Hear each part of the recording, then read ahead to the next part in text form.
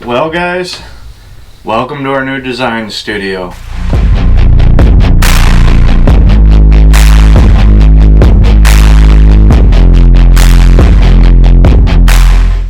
In today's nickel and dime tour, we will show you our 100,000 square foot workspace, which includes woodworking, metalworking, our laser engraver, our CNC router, and 3D printers.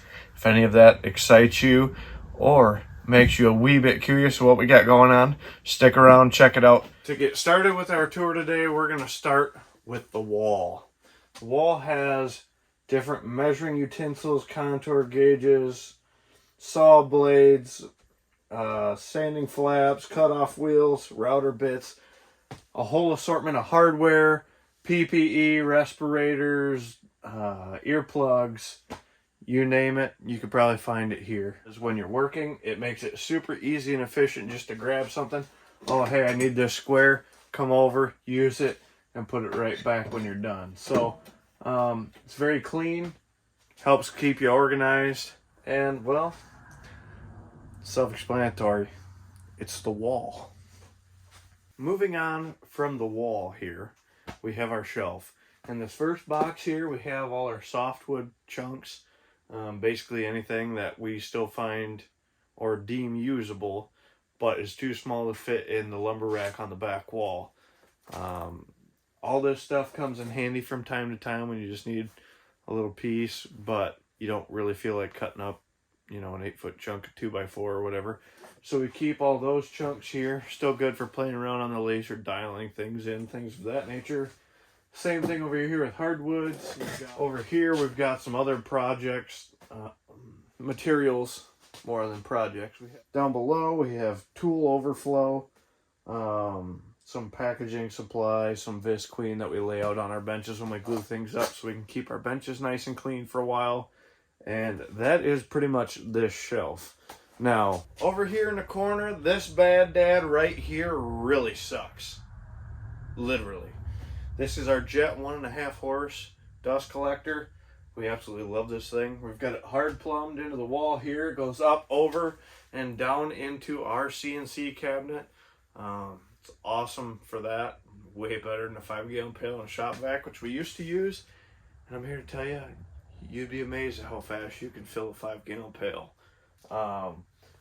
We also have another connection here of 2-inch hose that we can use to vacuum the entire shop, or we can plug it into the bench and use it for dust collection, which we will get to in a second over there, because that in itself, I feel like is fairly impressive. So, moving on. Here's our miter saw cart. Nothing fancy, just a little cart we built that has a little bit of tool storage underneath. Store a bandsaw when it's not in use. This folds up. Angled aluminum on the back to help keep boards straight. We have some printed rulers that we are going to stick on here at some point. Just haven't gotten around to doing that yet. So now we've entered the welding bay of the shop. I guess we really don't need this chainsaw over here at the moment. Battery powered chainsaws are awesome when you absolutely need them. It's not every day that you need it, but if you have like one branch that you need to cut up and, you know, the old prowler isn't what it used to be, whip that thing out and in 2 seconds you're done. Is it the most powerful thing in the world? Absolutely not. But it's great for the little things. So this is our welding shop here, our metal shop. Here we've got our horizontal bandsaw. We have our extension cord for the welder. We have our gloves and welding sleeves and various clamps and a little vertical sanding belt. Piece of junk down there. It's kind of where tools go to die, that they still kind of have a purpose, but don't use them all the time. They get stuck under the crummy welding bench. Quite honestly, the best part of this is this Lincoln 180 MIG welder down here. This thing is awesome. It runs on 110 and 220. You can run flex core, or you can use gas shielded wire. Here we've got an 8-inch vise welded to the table, so you can really reef on this guy and you don't have to worry about it going anywhere. Pretty much you'd have to move this whole cart with the welder, all the random steel underneath it, the drill press, the sander. This thing is awesome. It don't care whose name you are, you can't beat it. Over here, we have a lot of our cordless power tools here and corded. We got brad nailers, staplers, jigsaws, sanders, powered hand plane, a leaf blower for blowing out a dusty shop, because there is nothing I hate more in this world than a dusty, dirty, dingy shop. We got a circular saw, some DeWalt tools, our palm routers and sawzalls, and more impacts and stuff by Rigid down there. I find I like this stuff out in the open because when we're working, you know where everything is at. It's kind of like the wall. If it's in sight, it's in mind. If it's out of sight, it's out of mind. You're going to forget about it or not know where it's at. And you know what? The only time you're going to use a tool is if you know where it's at, and definitely having it in sight helps. So, that being said, this is our big heavy duty bench right here. This used to be a tote stand that a place I used to work for makes for their metering equipment. Somebody cut these legs a little short so the drum doesn't fit underneath it the way it's supposed to, which worked out great for me because I bought it and made it a bench. So we put MDF on top, 1.5 inches of MDF. It's got steel frame and gussets and everything underneath it. Like, you're definitely not hurting this bench. This bench, you could park a Sherman tank on. Here's our CNC cabinet, guys. This is probably where you've seen more of our work than anything. If you watch our Instagram, some of our other YouTube stuff, you might see some of the stuff that we have made in here. If you see our YouTube shorts, you see that this thing is kind of a workhorse for us. Got phone mount and extra light here on the door, some random stickers. Here we have all our 3D printed step blocks and hold downs and stuff like that. Here, let me give you a better view. This is the inside of the CNC cabinet.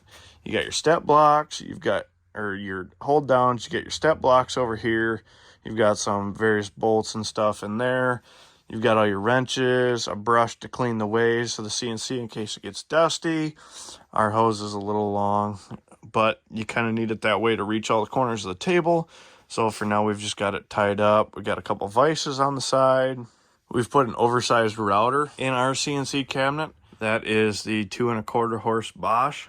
So we had to 3D print a custom spindle mount here. So we custom printed that out of carbon fiber nylon.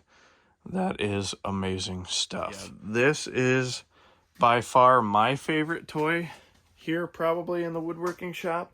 But that's because I'm kind of a techie guy. I kind of like that laser CNC 3D printing kind of thing. Like, I like being able to draw something, and I like making things with my hands. Don't get me wrong. Like, that's what I was born for. But I like the additional skill set that nobody thinks you need to actually run this stuff. Because just because you can draw it on a computer and you hit the button, that doesn't mean that's going to turn out that way. You actually do have to think about it and put some time and effort into getting it to turn out the way you want, because believe me, there's an art to actually running these machines successfully that nobody realizes. Everybody just thinks you push a button and go. It doesn't work like that. I'm here to tell you, it doesn't. So, next up here, hanging on the side of the CNC, we've got all our clamps. We have our fireproof cabinet, which keep all our stains, our paints, our epoxies, our glues, everything is in that cabinet. It's nice. We've got paper towel roll here, some gloves if you don't want to get your hands all dirty. Here we have our wood storage rack. This is everything that we have in the garage at the moment. It's a variety of things. We've got everything from slab wood here to dimensional lumber to stuff that we glued up and is ready for a project. Random odds and ends, sheet goods. There's all sorts of stuff in this pile. And this is a very small fraction of what we have. We have quite a bit of our slab wood and dimensional lumber that we've actually milled out in a shed outside to give us more space in here, because, you know, this is such a massive shop. Yeah, space is pretty important. Down below here, we have a barbecue, but I'm not going to bore you with that because, you know, who likes food anyway? Oh, wait, I do. The fat guy making this video. I very much like food, yes. Now, my opinion, people, I think this bench right here is the coolest tool in the entire shop. You know why?